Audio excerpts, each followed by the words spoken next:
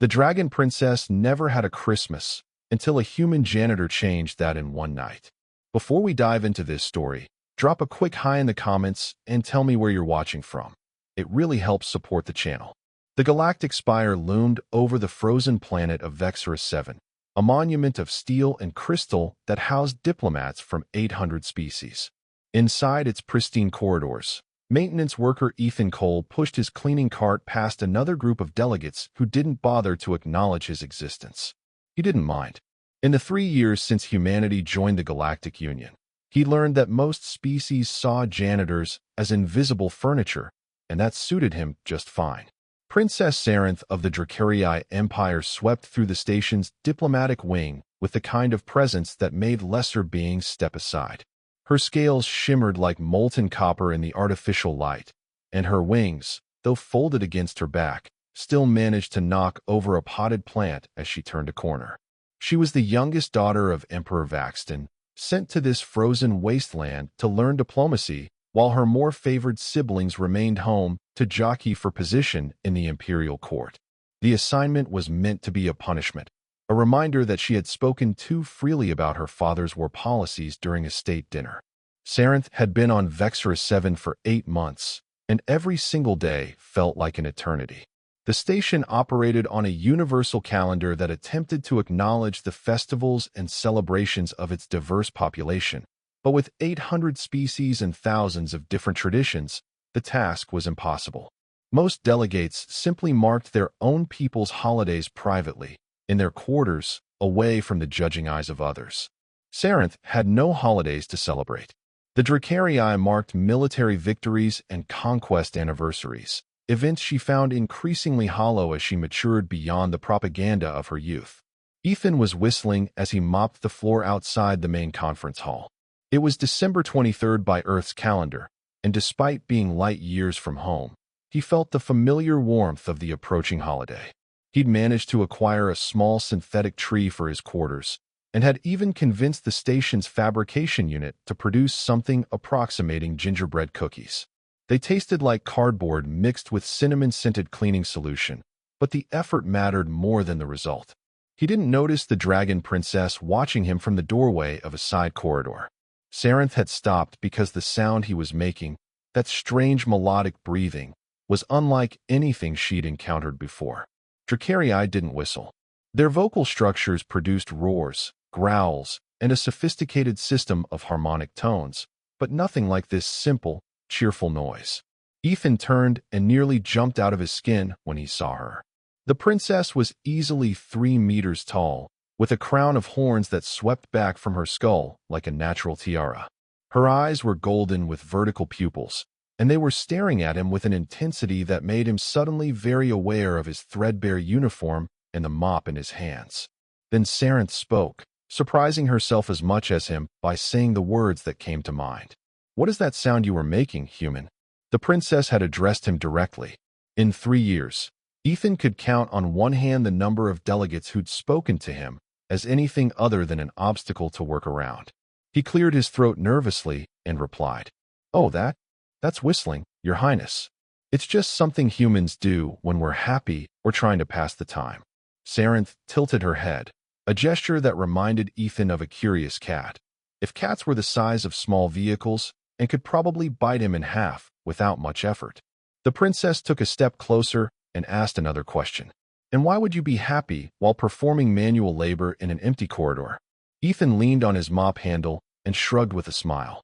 "Well, it's almost Christmas, Your Highness. That's a human holiday. Even being this far from Earth, I can't help but feel good about it." The word was unfamiliar to Sarenth, and her translator Chip, which usually handled linguistic conversions seamlessly, seemed to stumble over it. The device produced only a rough approximation that translated as celebration of birth of religious figure, but the emotional context felt far more complex. She found herself asking him to explain further. "What is this Christmas?" Ethan's face lit up in a way that made Sarenth's secondary eyelids flicker in surprise. Humans had such expressive faces, she'd noticed, able to convey dozens of emotions in the movement of their small, flexible features. The janitor set his mop aside and began to talk, his words flowing with genuine enthusiasm. Christmas is a lot of things, he began. Originally, it celebrated the birth of a religious teacher named Jesus, but over time it became something bigger. It's about family and giving and making the dark part of winter a little brighter. We decorate trees, exchange gifts, share meals with the people we love. It's about hope and joy and remembering that even in cold, dark times, there's warmth to be found if you know where to look. Saranth absorbed his words with growing fascination. The Dracarii had nothing like this. Their celebrations revolved around displays of strength, commemorations of battles won and enemies vanquished. The idea of a holiday centered on warmth and giving rather than conquest was alien to her, and yet it resonated with something deep inside that she'd never been able to name. She asked him quietly, almost hesitantly, "Do you miss your home during this time?" Ethan nodded slowly, and Saranth saw a flicker of sadness cross his features before he smiled again. "Yeah, I do. But that's part of being out here, right? Humanity's new to the galactic stage. Somebody's got to keep the floors clean on distant stations." He laughed softly at his own joke. "Besides, Christmas isn't really about the place. It's about the feeling. I can carry that with me anywhere." The princess found herself making a decision that surprised her. "Would you?" She paused, searching for the right words. "Would you tell me more about this Christmas? I have no duties for the remainder of the evening, and I find myself curious about human traditions." Ethan blinked in surprise, but recovered quickly. He'd been trained in basic diplomatic protocols, even as a maintenance worker, and refusing a direct request from a member of the Dracarii royal family seemed like a poor career move. More than that, though, the princess seemed genuinely interested, and Ethan had always been a sucker for anyone who wanted to learn about Earth's cultures. "Sure, Your Highness. I'd be happy to. Would you like to see my quarters? I've set up a few decorations." Saranth followed the human through the station's less glamorous sections, noting how different these corridors were from the polished diplomatic wings. The walls here were functional rather than beautiful, marked with the scuffs and stains of heavy use. Other maintenance workers nodded to Ethan as they passed, and several did double takes at seeing a Dracarii princess in their domain. Saranth felt oddly liberated by the anonymity of these passages, where no one expected her to maintain the perfect posture and cold dignity demanded in the diplomatic circles. Ethan's quarters were exactly what Saranth had expected: small, efficiently designed, with barely enough room for a human to live comfortably, let alone a Dracarii.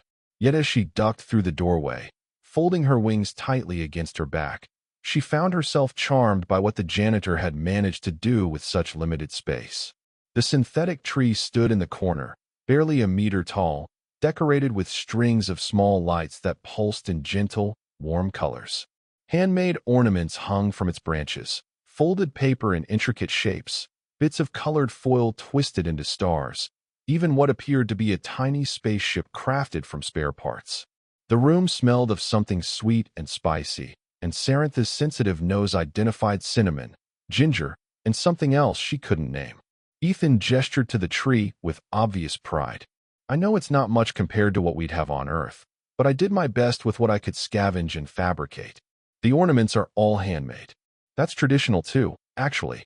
Some families pass down ornaments through generations, each one with its own story." Saranth moved closer to the tree, careful not to knock it over with her tail. Each ornament did seem to have a story written in its construction.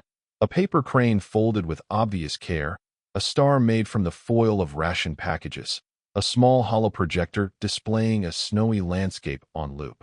She asked him softly, "You made all of these yourself?" Ethan nodded, moving to pour 2 cups of something from a small heating unit. "Most of them, yeah." The hollow projector was a gift from another human worker who transferred to a different station last year. "It shows my hometown during winter. I watch it sometimes when I'm feeling homesick."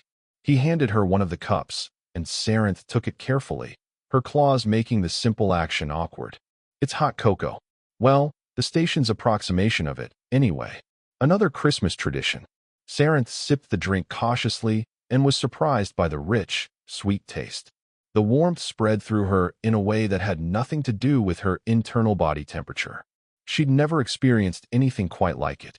The princess settled onto the floor, her size making it impossible to use the room's human-scaled furniture, and found herself asking question after question about Christmas traditions. Ethan explained them all with patience and enthusiasm. He told her about Santa Claus, a mythical figure who rewarded good behavior with gifts, and she was delighted by the absurdity of it. He described Christmas carols, songs that humans sang together during the holiday season, and even played a few recordings from his personal collection. He talked about stockings hung by fireplaces, about leaving cookies and milk for Santa, about the tradition of kissing under mistletoe, about ugly sweater parties and advent calendars, and all the small rituals that made the season special. Hours passed without either of them noticing. Saranth was entranced by these traditions, so different from everything she'd known in the Dracarii Empire.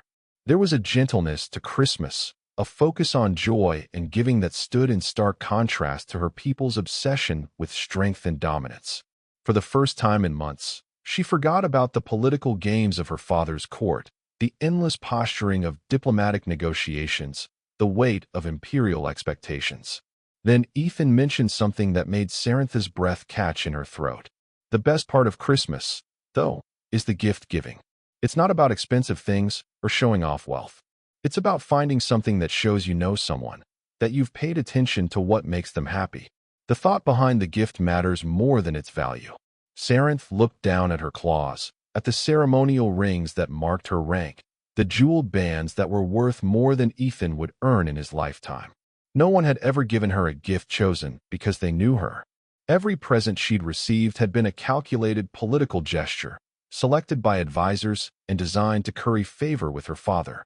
The idea that a gift could be personal, meaningful, chosen out of genuine care rather than political calculation, struck her as revolutionary. She asked him quietly, barely above a whisper, "Has anyone ever given you such a gift?" Ethan smiled, and there was a depth of emotion in his expression that Saranth was only beginning to understand. "My grandmother did, every year. She passed away a few years before I left Earth, but I still have the last thing she made me." He reached into a drawer and pulled out a hand-knitted scarf, worn soft with age and use, in shades of blue and green. She made this herself. Took her 3 months because her hands were getting stiff with arthritis. When I wear it, I can still remember her hugs, the way her house always smelled like baking bread, how she'd always have a kind word no matter how bad my day had been. Saranth felt something wet on her scales and realized with shock that she was crying. Dracarii rarely cried. Their tear ducts produced moisture only in extreme emotional distress. She tried to wipe away the tears quickly, embarrassed by this display of weakness, but Ethan had already noticed. The human moved closer, his small hand reaching up to gently touch her arm, and his voice was soft with concern. "Hey, it's okay. Christmas can be emotional. It makes us remember the people we love, the moments that mattered. There's no shame in that." Saranth looked at this small human, this janitor that the other delegates wouldn't even acknowledge, and saw something that she'd never found in any member of her father's court. Genuine kindness without agenda, warmth without calculation.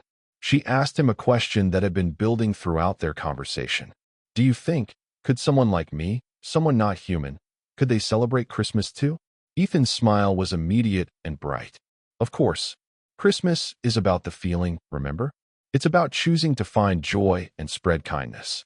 Anyone can do that, regardless of what species they are." He glanced at his chronometer and added, "Actually, it's past midnight now by Earth's calendar. That means it's officially Christmas Eve. You know what? I have an idea, if you're willing to trust me." Saranth found that she was willing to trust him, which was itself remarkable. In the cutthroat environment of Dracarii politics, trust was a weakness to be exploited. But here, in this tiny room with its handmade decorations and its smell of synthetic cocoa, trust felt natural.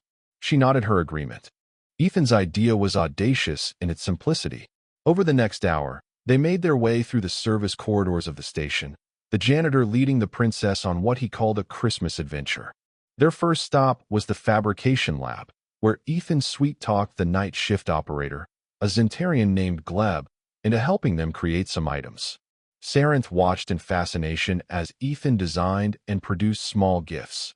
A set of hand warmers for the Kylothian delegate who was always complaining about the station's temperature, a specialized stylist for the Mentory artist whose manipulator appendages struggled with standard tools, a collection of herbal teas for the Vorsen ambassador who'd mentioned missing flavors from his home world. Each gift was thoughtful, personal, chosen because Ethan had paid attention during his months of invisibly cleaning the station's corridors. He'd listened when others thought no one was listening, had noticed details that the diplomats themselves overlooked about each other. Sarenth helped where she could, using her diplomatic access to authorize fabrication requests that would normally be denied to a maintenance worker. Together, they created a collection of small kindnesses, each one wrapped in whatever colorful material they could scavenge. Their next stop was the station's observation deck, usually closed during night cycle, but accessible to someone with Sarenth's security clearance.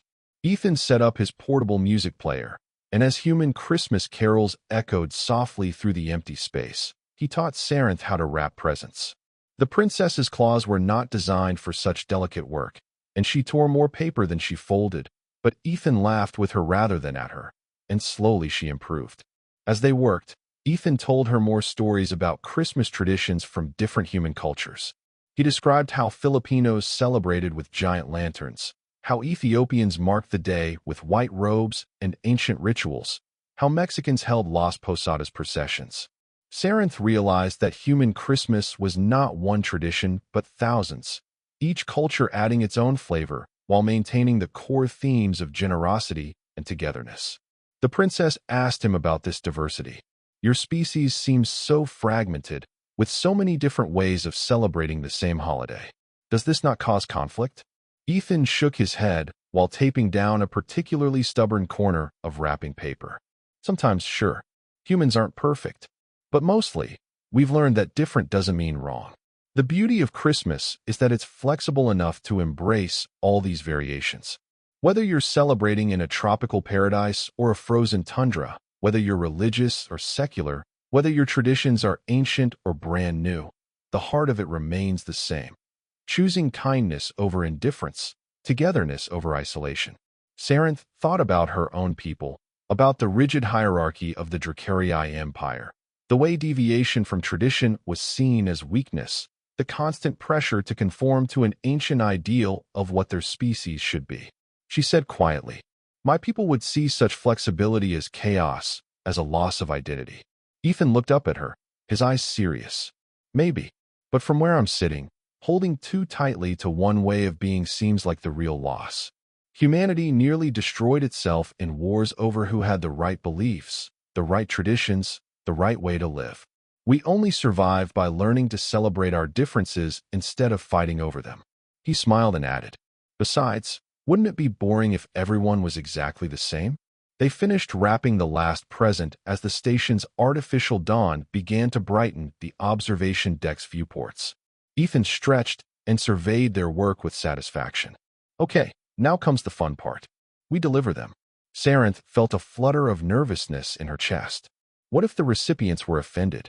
What if they saw the gifts as beneath them, or worse, as some kind of political maneuver?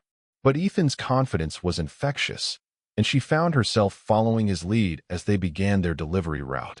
They left the presents anonymously, placing them outside quarters with nothing but a small card that read, "Merry Christmas from a friend." Ethan insisted on this anonymity, explaining that the best gifts were given without expectation of recognition or reward. They moved through the station like benevolent ghosts, leaving small packages of kindness in their wake. The last gift was different.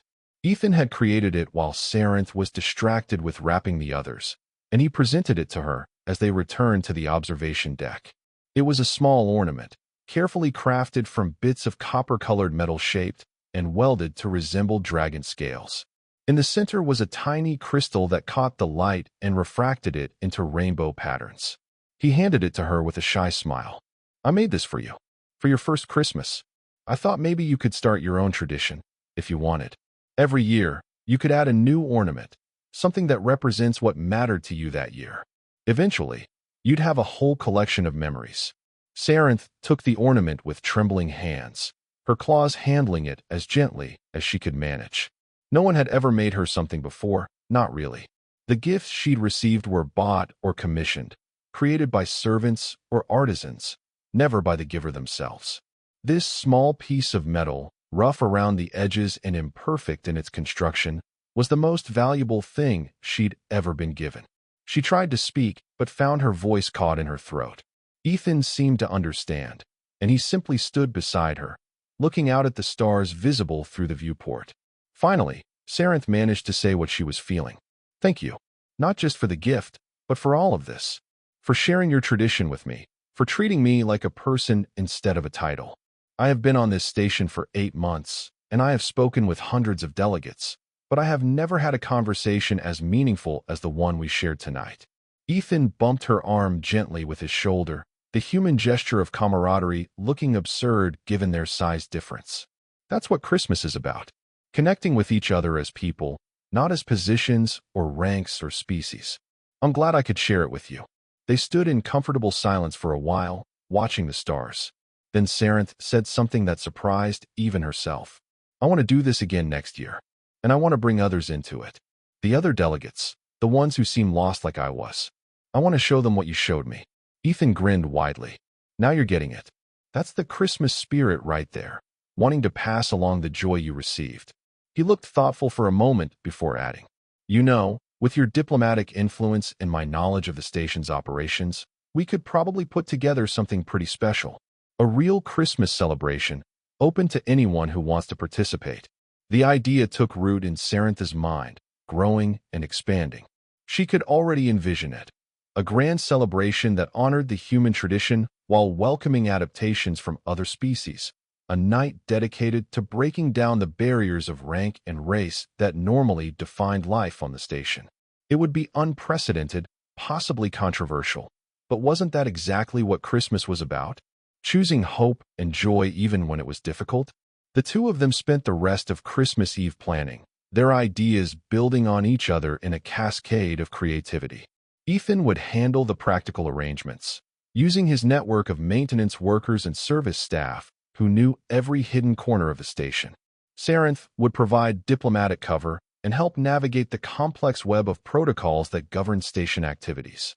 Together, they would create something neither could accomplish alone. As the station's day cycle officially began, they parted ways with a promise to meet again soon to continue their planning. Sarenth returned to her diplomatic quarters, where her attendants fussed over her unusual absence and disheveled appearance. She ignored their concerns, instead placing her new ornament on her desk where she could see it, a tangible reminder of the night that had changed everything. Over the following weeks, Sarenth found herself seeing the station through new eyes. Where before she had noticed only the political tensions and diplomatic maneuvering, she now saw the individuals behind the titles. The Vorsan ambassador who loved poetry but never had anyone to share it with. The Kylothian delegate who played a musical instrument late at night when she thought no one could hear. The Zentarian trade representative who collected jokes from different species and laughed quietly to himself while reviewing them. Ethan had shown her that beneath the formal facades, everyone on the station was simply a person far from home, trying to find meaning in their work and connection in their isolation. Armed with this new perspective, Sarenth began to engage with her fellow delegates differently. She asked questions not as diplomatic gambits, but out of genuine curiosity. She listened not for strategic advantage, but because she actually cared about the answers. To her surprise, others responded. Conversations became deeper, more authentic. The rigid walls of diplomatic protocol began to crack, just slightly, allowing glimpses of the real people underneath. Ethan, for his part, discovered that having a princess as a co-conspirator opened doors he'd never known existed. Resources that would normally be denied to a maintenance worker became available through Sarenth's authorization. Spaces usually restricted to diplomats could be accessed for their planning sessions. Most importantly, Sarenth's enthusiasm and vision pushed Ethan to think bigger than he'd initially imagined. What had started as a simple idea for a small gathering evolved into plans for a proper Christmas celebration, complete with decorations throughout the public areas of the station, a feast incorporating dishes from multiple species, and activities designed to encourage interaction across cultural boundaries. They recruited others to help, carefully selecting individuals who seemed open to the idea of cross-species celebration. Gleb, the Zentarian fabrication operator, became their primary source for materials and technical solutions. Maya Kendrick, a human botanist studying extremophile plants in the station's science wing, helped them design decorations that wouldn't trigger allergies or sensory issues for the station's diverse population. Tharnas, a young Kylothian diplomat who'd become friends with Sarinth during her months on the station, used his species' natural talent for logistics to help coordinate the complex scheduling required to host an event for hundreds of beings with different biological needs and cultural sensitivities. The more they worked together, the more the project took on a life of its own. What had begun as Sarinth's desire to recreate the magic of that first Christmas Eve became something larger, a statement that connection was possible across the vast differences that separated species, that celebration could be shared even when traditions were not, that kindness and joy were universal languages. Not everyone approved. Some delegates saw the whole endeavor as frivolous, a waste of time and resources. Others viewed it with suspicion, wondering what political game the Dracarii princess was really playing. There were concerns about religious implications, about whether celebrating a human holiday was appropriate for a multi-species station, about whether such fraternization undermined the dignity required for proper diplomatic relations. Sarinth faced criticism from her own people as well. The Dracarii ambassador, a stern military commander named Verex, summoned her to his office and lectured her on the importance of maintaining proper imperial dignity. A princess of the Dracarii Empire did not engage in frivolous celebrations with lesser species, he told her. Such behavior reflected poorly on her father's reign and on the empire itself. Sarinth listened to his criticisms with the patient expression she'd perfected over years of dealing with her father's advisors. And then she said something she'd never had the courage to say before. With respect, Ambassador Verex, I disagree. The strength of the empire should not be measured solely by our military victories or our ability to intimidate others. True strength includes the confidence to engage with other species as equals, to learn from them, and to find common ground despite our differences. If we are so fragile that a simple celebration threatens our identity, perhaps we are not as strong as we believe. Verex's scales had darkened with anger, but he couldn't actually forbid her from proceeding. Sarinth was still a princess, and while she might be out of favor with her father, she still outranked a mere ambassador. She left his office with her head high, even though her hearts were pounding with adrenaline. Standing up to Dracarii authority figures was dangerous, but Ethan had shown her that some things were worth the risk. As the date of the celebration approached, excitement began to build throughout the station. The mystery gifts that Sarinth and Ethan had delivered on that first Christmas Eve had sparked curiosity and warmth in their recipients. Word spread of the upcoming celebration, and more beings began to volunteer their help. A Minthari chef offered to prepare human Christmas cookies using ingredients compatible with multiple species' digestive systems. A group of Vorsen engineers constructed a lighting system that could project simulated snow in the main atrium. Even some of the initially skeptical delegates found themselves caught up in the preparations, contributing ideas and resources. Ethan worked himself nearly to exhaustion, using every spare moment to prepare. He taught other humans on the station how to make paper snowflakes and construct garlands. He programmed the fabrication units to produce ornaments in styles that would appeal to different species' aesthetics. He collaborated with the station's AI to create a playlist of music that included not just human Christmas carols, but festive songs from dozens of other cultures, blending them into a harmonious whole that celebrated all of them.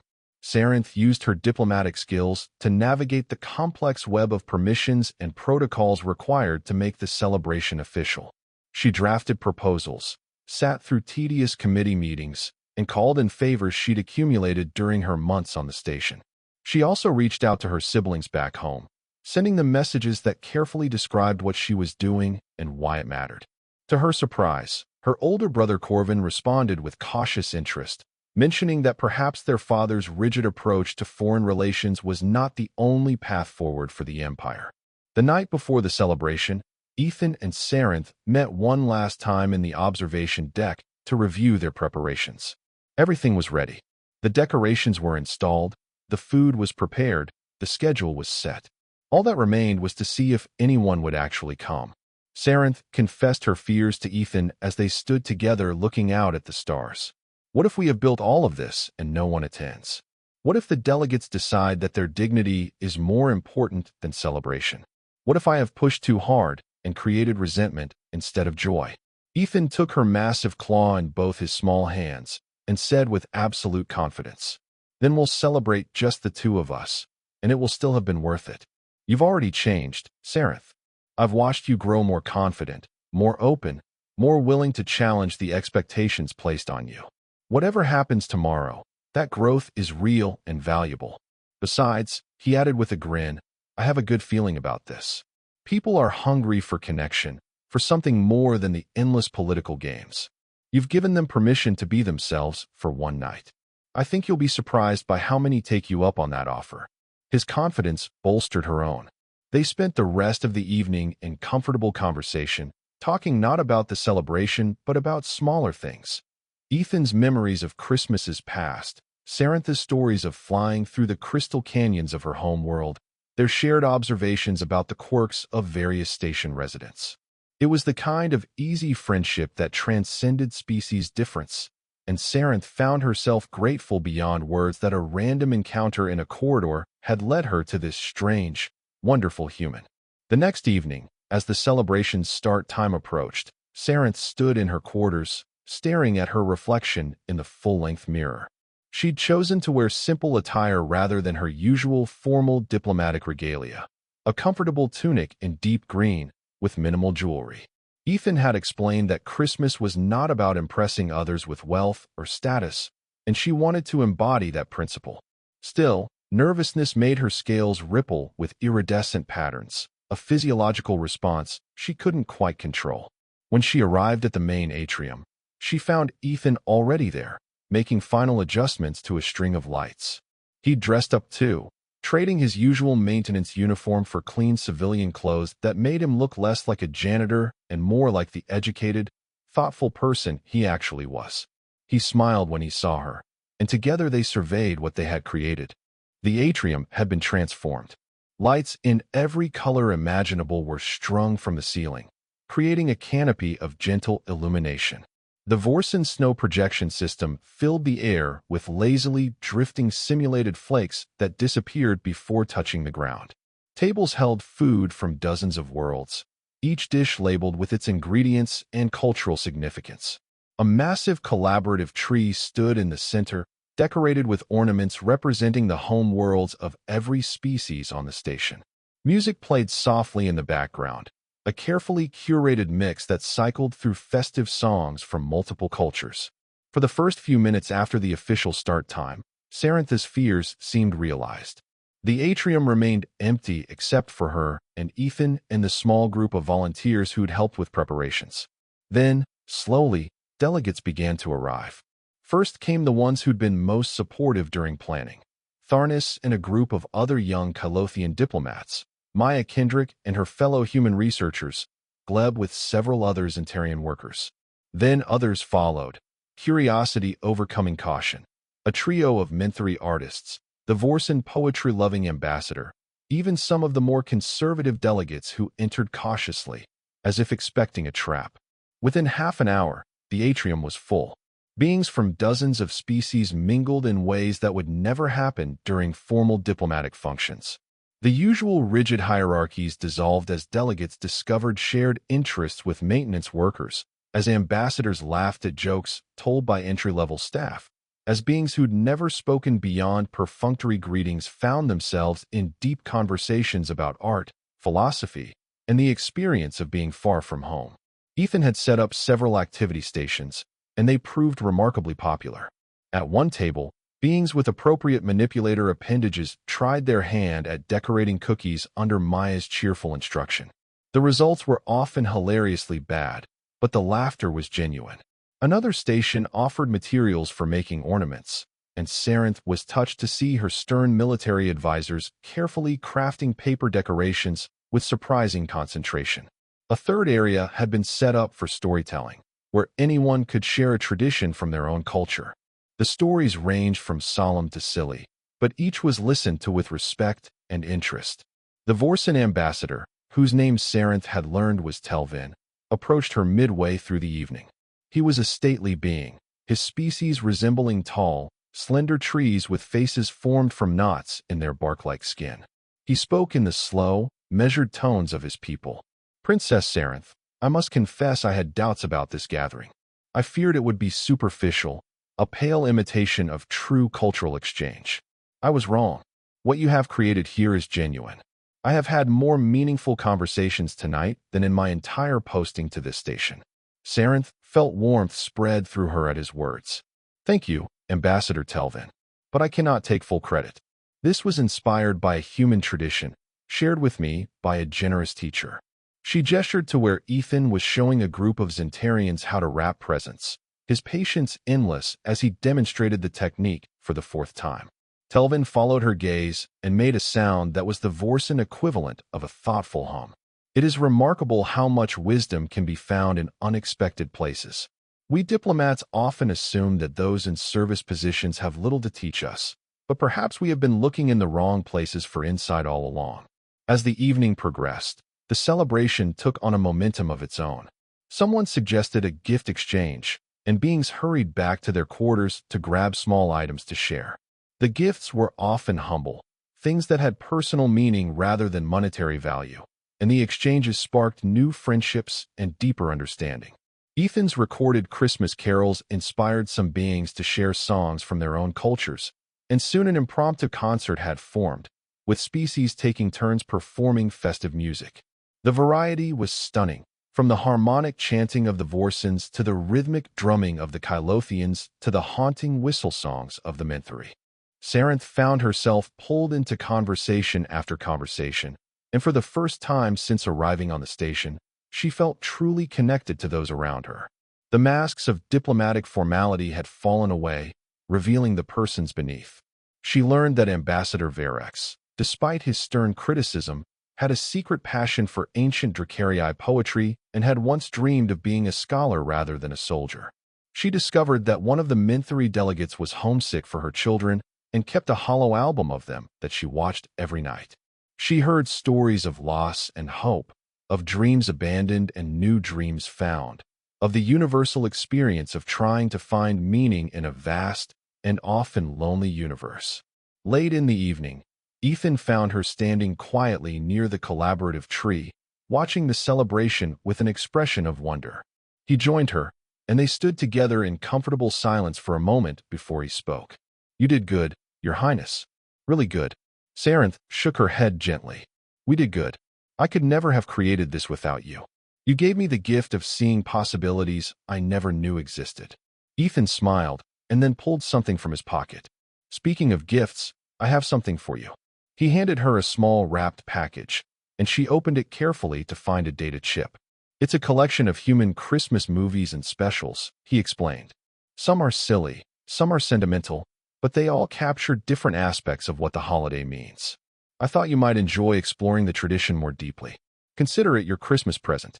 Sarenth accepted the gift with profound gratitude, and then she retrieved something from a concealed pocket in her tunic. "I have something for you as well. It is not much, but I wanted you to have it." She handed him an intricately carved piece of crystal, no larger than his thumb, shaped into the form of a dragon in flight. She'd made it herself over the past weeks, working in secret with tools borrowed from the Menthri artists, learning the delicate craft of crystal carving specifically for this purpose. It represents the Dracarii belief that freedom is found not in power over others, but in the courage to be oneself. "You taught me that courage, Ethan Cole.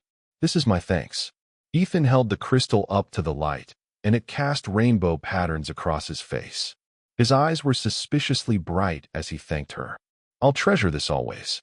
He attached it to the chain he wore around his neck, where it hung next to his identification tags. "There. Now I'll carry a piece of this night with me wherever I go." The celebration continued well past its scheduled end time, with no one wanting to leave the warmth and connection they'd found.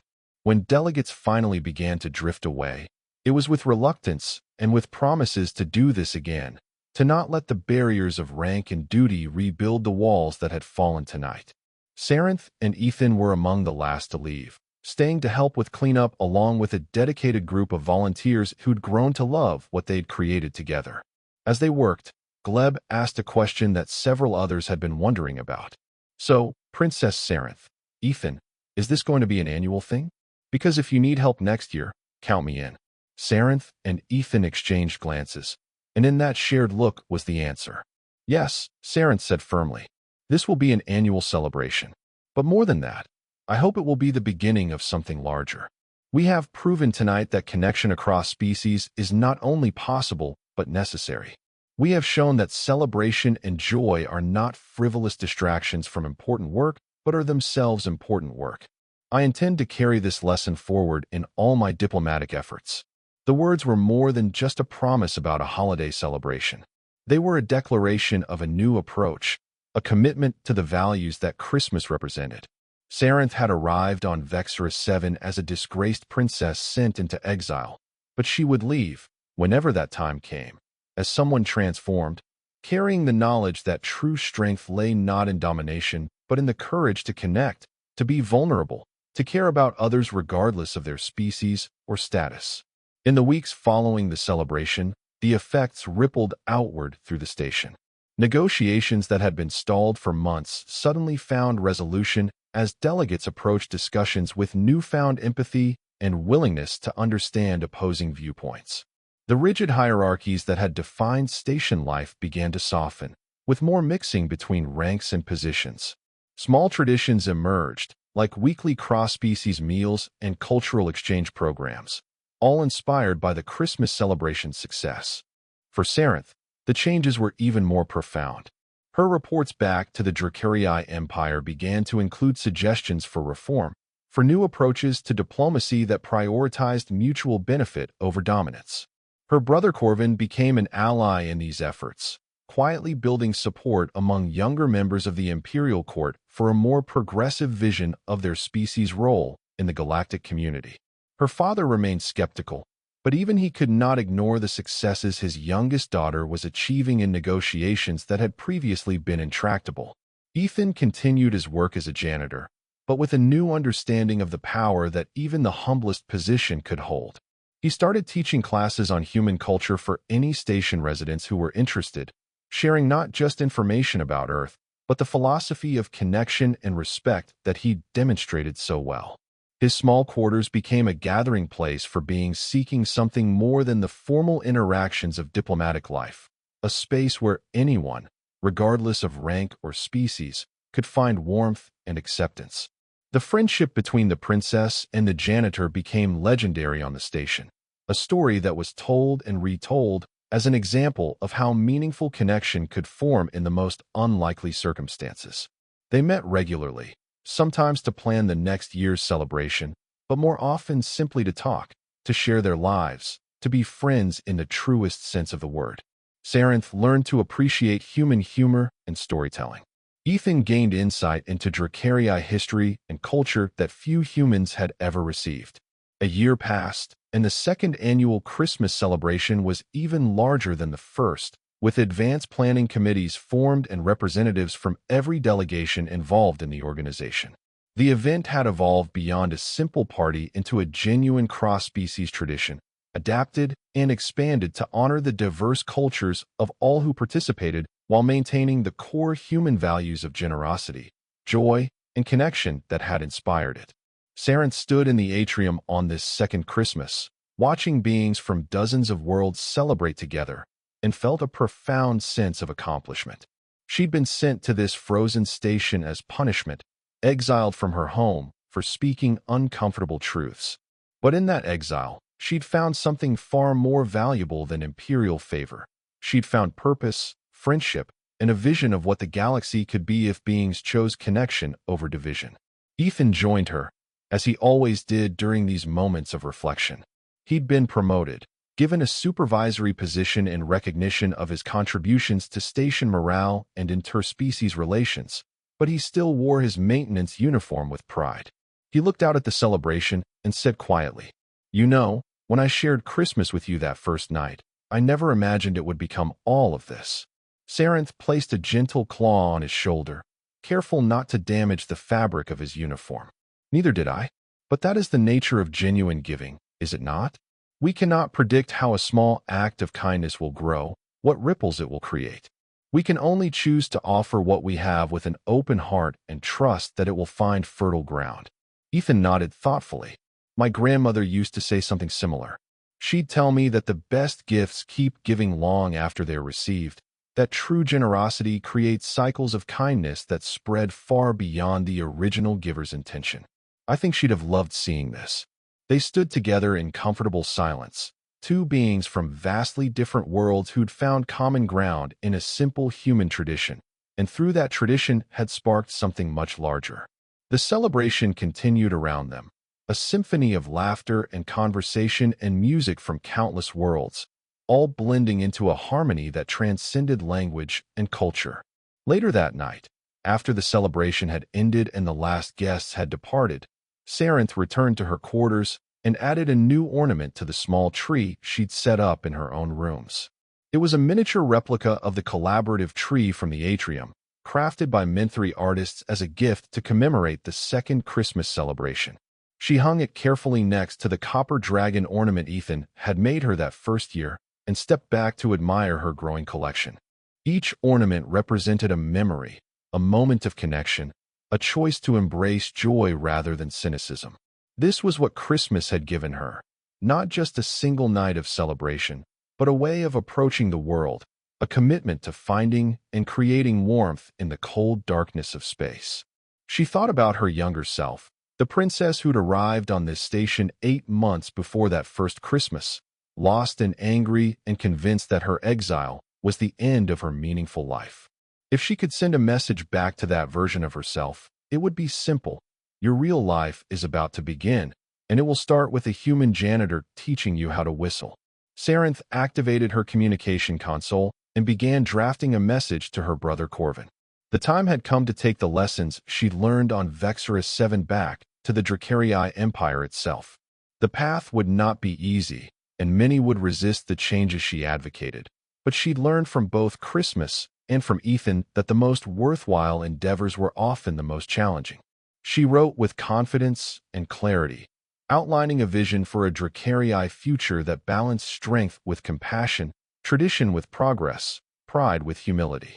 As she wrote, snow began to fall outside her window, real snow this time, as Vexorus 7 entered its deep winter season. The flakes drifted past the station's lights, each one unique and beautiful, and Sarinth found the sight deeply appropriate. Like snowflakes, like the beings celebrating together in the atrium earlier that evening, the galaxy was full of infinite diversity, each individual unique and valuable. The challenge was learning to see that value, to celebrate it rather than fear it, to build bridges rather than walls. Somewhere in the station's maintenance wing, Ethan Cole was also looking out at the snow, a cup of cocoa in his hands and his grandmother's scarf around his neck despite the regulated temperature of his quarters. He thought about the strange turns life could take, how a simple decision to share his favorite holiday with a curious alien had led to friendships and changes he never could have anticipated. He thought about the future, about the possibility that this small celebration on a distant station might be the seed of something that would grow throughout the galaxy, a reminder that connection and kindness were possible even across vast differences. The crystal dragon Sarinth had given him caught the light from his small tree, casting dancing patterns across the walls of his quarters. He smiled, raised his cup in a silent toast to absent friends and to the spirit of Christmas that transcended species and time, and settled in to watch his favorite holiday movie, a tradition that felt both deeply human and somehow universal. On Vexorus 7, in the cold reaches of space far from Earth, two beings from different worlds had found common ground in a human holiday about hope and connection. They'd created something beautiful together, something that would endure and grow in ways they were only beginning to understand. The galaxy was vast and often cold, but in this small corner of it, warmth had taken root, and no amount of darkness could extinguish the light they'd kindled together. That was the true gift of Christmas, Sarinth and Ethan had both come to understand. Not the presents or decorations, or even the celebration itself, but the reminder that choosing connection over isolation, generosity over selfishness, and hope over despair could transform not just individuals, but entire communities, entire worlds, entire galaxies. It was a lesson worth sharing, worth protecting, worth fighting for in the years to come. And so the story might have ended, with the princess and the janitor having found their friendship and created their tradition, content in what they'd built together. But stories, like traditions, have a way of growing beyond their original boundaries. And the tale of the dragon princess and the human who taught her about Christmas was only beginning to spread through the Galactic Union, carried by those who'd attended the celebrations and been changed by them. Years would pass, and that simple celebration would become a symbol of a new approach to interspecies relations, a model for how beings from different worlds could find common ground without surrendering their unique identities. Sarenth would eventually return to the Dracarii Empire and, with her brother's support, would lead a quiet revolution in how her people engaged with the galaxy. Ethan would become an unlikely ambassador for human culture, his humble origins and genuine warmth making him more effective than many trained diplomats. But on this Christmas night, with snow falling outside and warmth glowing within, they were simply two friends who'd found each other across the vastness of space, united by a tradition that had proven to be as universal as the stars themselves. They'd learned that the greatest gifts were not things but moments of connection, not possessions but understanding, not power but the courage to be vulnerable enough to care. The dragon princess had never had a Christmas until a human janitor changed that in one night, and in doing so, had changed not just her life, but potentially the future of galactic civilization itself. It was a reminder that anyone, regardless of their position or power, could make a difference through simple acts of kindness and the willingness to share what they loved with an open heart. And perhaps that was the most important lesson of all, the one that would echo through the years to come and inspire countless others across the galaxy. That meaningful change often began not with grand gestures or political maneuvers, but with one person choosing to extend kindness to another, with one being deciding that connection mattered more than status, with one moment of genuine sharing that rippled outward in ways impossible to predict but beautiful to behold. On Vexorus 7, Christmas had found a new home among the stars, and in finding that home, had proven that the best human traditions were those that spoke to universal truths, that touched on needs and hopes shared by all sentient beings, regardless of their origin.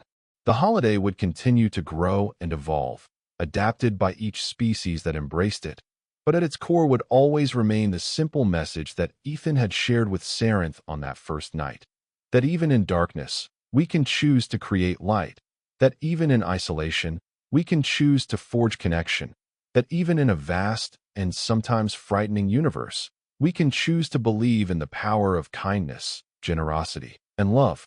The story of the Dragon Princess and her first Christmas became a legend told across the galaxy, a reminder that the greatest adventures often began with the smallest gestures, and that the most profound changes often came from the most unexpected sources. It was a story that would inspire others to look beyond rank and species, to see the person behind the position, to remember that everyone, from the mightiest emperor to the humblest janitor, had something valuable to offer if only others would take the time to listen. And so, in a universe of infinite possibility, one human tradition found new life among the stars, transformed and adapted, but maintaining its essential spirit, proving that some truths were indeed universal. That connection mattered, that generosity enriched both giver and receiver, that taking the time to celebrate together, to pause in the midst of important work and simply enjoy each other's company, was not a distraction from what mattered, but was itself among the most important things of all. The galaxy would never be quite the same after that first Christmas celebration on Vexorus 7, and countless beings would find their lives enriched by a tradition that began with a princess asking a janitor about a curious sound he was making, a question that opened a door to understanding and friendship that would never fully close. It was a testament to the power of curiosity, of openness, of the willingness to learn from anyone regardless of their station, and of the simple truth that sometimes the best teachers were those who never expected to teach anything at all, who simply lived their values so genuinely that others couldn't help but want to learn from them. Ethan Cole had taught Princess Aranth about Christmas, but in doing so, he taught her something far more important. That worthiness was not determined by rank or power, that wisdom could be found in unexpected places, that the courage to be vulnerable and open was its own kind of strength. These lessons would shape her reign when she eventually returned home, would influence the reforms she championed, would ripple through the Dracarii Empire and beyond in ways that would take generations to fully manifest. And all of it, every change and growth and moment of transformation, could be traced back to one night when a janitor decided to share his favorite holiday with a curious princess, when a tradition from one small blue planet found new life among the stars, when two beings from vastly different worlds discovered that the space between them was not so vast after all, that friendship could bridge any divide, that kindness was the most universal language in the entire cosmos. The Dragon Princess never had a Christmas until a human janitor changed that in one night. It was a simple truth, a small story in the grand scope of galactic history, but like all the best stories, it contained within it truths that would echo through time, reminding all who heard it that the most profound changes often began with the simplest gestures, that connection was always possible for those brave enough to reach across the divides that separated them, and that in choosing generosity, kindness, and hope, any being, of any species, from any world, could create light in the darkness and warmth in the cold. And that was the end of the story. If you listened all the way to here, don't forget to leave feedback about what you thought of the story in the comments, whether positive or negative. Your feedback helps us improve. Also leave your like and subscribe to the channel for more stories like this one. And I'll leave here on the screen another video that I'm sure you'll like. Big hug, and see you in the next story.